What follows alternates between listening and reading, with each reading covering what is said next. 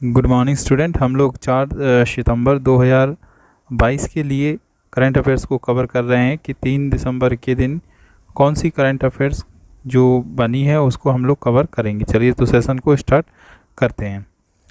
पहला क्वेश्चन है कि नालसा के अगले अध्यक्ष के रूप में किसे नामित किया गया। तो आपके सामने 4 ऑप्शन है। पहला ऑप्शन है वी.आर. मित्तल, दूसरा ऑप्शन है डी.वाई. चंद्रचूड़, तीसरा ऑप्शन है रमेश अग्निहोत्री और चौथा ऑप्शन है इनमें से कोई नहीं। तो इसका आंसर चेक करते हैं। इसका आंसर है वी.डी.वाई. चंद्रचूड़। इनकी फ़ोटो आप देख रहे होंगे। तो इनको नामित कौन करता है? तो भारत के जो राष्ट्रपति होते हैं वही इनको नामित करते हैं। ठीक है, तो 3 सितंबर के दिन इनको नामित किया गया नालसा के अगले अध्यक्ष के रूप में। किसने किया? भारत की राष्ट्रपति द्रौपदी मुर्मू जी ने। ठीक है, ये अच्छा एक बात आपको बता दें कि यह जो है ना डी.वाई. चंद्रचूड़ जो हैं वो न्यायमूर्ति डी.वाई. चंद्रचूड़ हैं। ये क्या है? न्यायमूर्ति हैं। ठीक है, आगे अगले क्वेश्चन पे आते हैं। अगला क्वेश्चन है AIFF का अध्यक्ष किसे नियुक्त किया गया। तो 4 ऑप्शन आपके सामने है। कल्याण चौबे, महेश भूपति, रमेश अग्निहोत्री, इनमें से कोई नहीं। तो आंसर चेक करते हैं। इसका आंसर है कल्याण चौबे। फोटो आप देख रहे होंगे। AIFF का जो फुल फॉर्म होता है वो होता है ऑल इंडिया फुटबॉल फेडरेशन। तो इसका जो नियुक्ति की गई है वो किसको की गई है? कल्याण चौबे की गई है। ठीक है, इससे पहले जो इनसे पहले अभी पूछ लेते हैं कभी कि कल्याण चौबे से पहले यानी कि 3 सितंबर 2022 से पहले अगर इसका अध्यक्ष का देखा जाए तो इसके अध्यक्ष कौन थे? इसके अध्यक्ष थे अभय कुमार। तो अभय कुमार का ये स्थान लेके अब वर्तमान में AIFF के अध्यक्ष बन गए हैं। ठीक है, अगले प्रश्न पे आते हैं। अगला प्रश्न है इंडसइंड बैंक ने भारत में समर्थन और आपूर्ति श्रृंखला का समाधान करने के लिए किसके साथ हस्ताक्षर किए। तो 4 ऑप्शन है जिसमें से पहला है PNG इंडिया, तो बी ऑप्शन है रिलायंस इंडिया और सी ऑप्शन है ADB। ADB का मतलब होता है एशियन डेवलपमेंट बैंक। ठीक है, ध्यान रखना इस बात को। तो इसका आंसर क्या है? ADB। ADB के साथ इंडसइंड बैंक ने समाधान करने के लिए करार किया है। ठीक है, आगे बढ़ते हैं हम लोग इस क्वेश्चन के बारे में कुछ और पॉइंट को समझ लेते हैं। देखिए ADB का अगर देखा जाए हिंदी में फुल फॉर्म तो इसका क्या होता है? एशियाई विकास बैंक। ये मतलब क्या होता है? ACI मतलब विकास और क्या हो जाता है? बैंक। तो एशियाई विकास बैंक इसका फुल फॉर्म होता है। ठीक है, इस जो हस्ताक्षर हुए हैं इसका उद्देश्य देख ले रहा है कि उसका उद्देश्य क्या है ये करने के लिए। तो इसका उद्देश्य है MMMI वित्त में इंडसइंड बैंक की उपस्थिति को बढ़ाना, यानी कि इस क्षेत्र में वह इंडसइंड बैंक की उपस्थिति को बढ़ाना चाहते हैं। इस वजह से यहाँ पर ये करार किया गया। अगर बात करें इंडसइंड बैंक से तो इंडसइंड बैंक के हम लोग CEO भी जानना हम लोगों को ज़रूरी है। तो इसके जो CE हैं वो हैं सुमंत कथपालिया। कौन है? सुमंत कथपालिया। अगले क्वेश्चन पे आते हैं। अगला क्वेश्चन है बैंक ऑफ बड़ौदा ने किस प्रकार का क्रेडिट कार्ड लॉन्च किया है।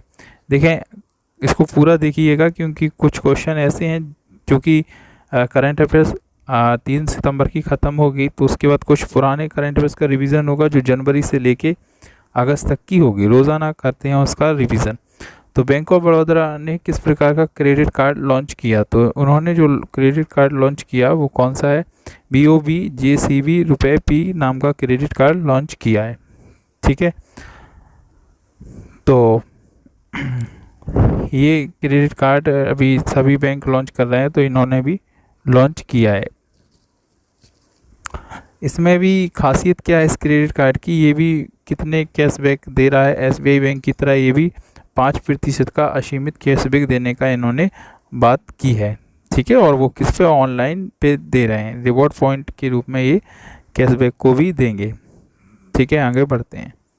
अगला प्रश्न है, गेल के CMD के रूप में किसे अतिरिक्त भार संभाला गया? तो इसका आंसर सामने ही लिखा हुआ है ग्रीन कलर से, MB लायर को, MB लायर जी को नियुक्त किया गया है, ठीक है। तो अगले प्रश्न पे आते हैं। अगला प्रश्न है, NHPC का अध्यक्ष प्रबंधन निदेशक के रूप में किसे नियुक्त किया गया?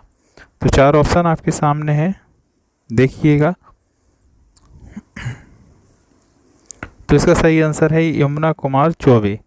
ये यमुना कुमार चौबे को नियुक्त किया गया, किसके लिए? NHPC के लिए, ठीक है। तो यमुना कुमार चौबे जो हैं, जान लेते हैं कुछ बातें इनसे बनने से पहले, यानी कि इनका स्थान, ये इन्होंने किसका स्थान लिया? तो इनसे पहले जो थे वहाँ के प्रबंध निदेशक, वो कौन से थे? अभय कुमार। अब वो रिटायर्ड हो रहे, उनको हट के इनका स्थान कौन ले रहे हैं? यमुना कुमार चौबे, ठीक है। बाकी इनके एजुकेशन के बारे में बात होती है तो वो इतना ज़रूरी नहीं होता है, ठीक है। अगले क्वेश्चन पे आते हैं।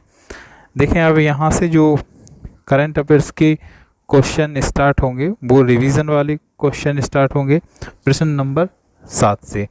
तो जिसमें हम लोग जनवरी से लेके अगस्त तक के करंट अफेयर्स की सीरीज़ को चला रहे हैं। जो जो इम्पोर्टेंट क्वेश्चन है बस वही लेंगे, और वही क्वेश्चन आते हैं एग्ज़ाम में। कोई एग्ज़ाम में करंट का नहीं आता, हर एग्ज़ाम में 6 मंथ पहले से ही आते हैं। तो रिवीजन करते हैं। पहला क्वेश्चन सामने लिखा है, हाल ही में किसने दिल्ली में भारत का सबसे बड़ा EV चार्जिंग हब स्थापित किया है? तो इसका आंसर चेक करते हैं, आप भी बताइएगा इसका आंसर। आपका आंसर होना चाहिए रिलायंस जियो BP। अगले प्रश्न पे आते हैं। हाल ही में किस IIT संस्थान ने गणतंत्र दिवस पर ड्रोन शो किया? तो कौन से IIT संस्थान ने किया था?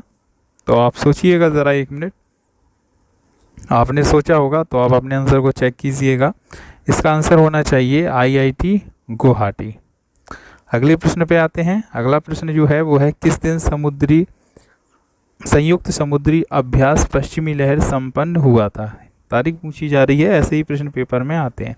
तो इसका आंसर क्या है? 25 जनवरी 2022। 25 जनवरी 2022 के दिन ये हुआ था, ठीक है।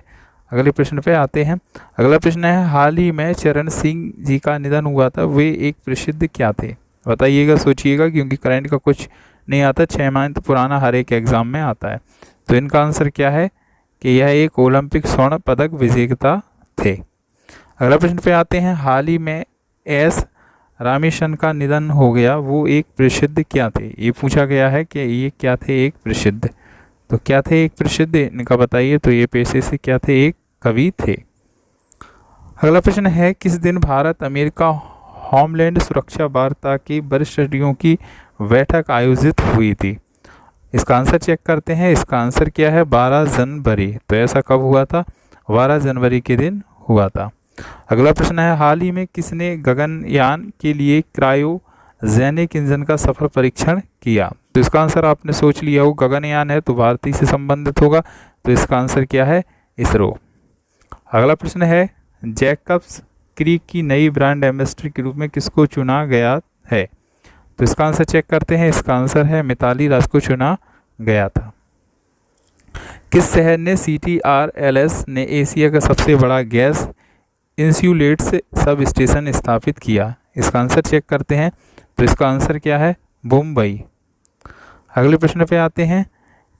अगला प्रश्न सामने लिखा है कि किस दिन स्वच्छ विद्यालय पुरस्कार 2021-22 का शुभारंभ किया गया था? तो इसका आंसर है 12 जनवरी 2022 को स्वच्छ विद्यालय पुरस्कार 2021-22 का शुभारंभ किया गया था।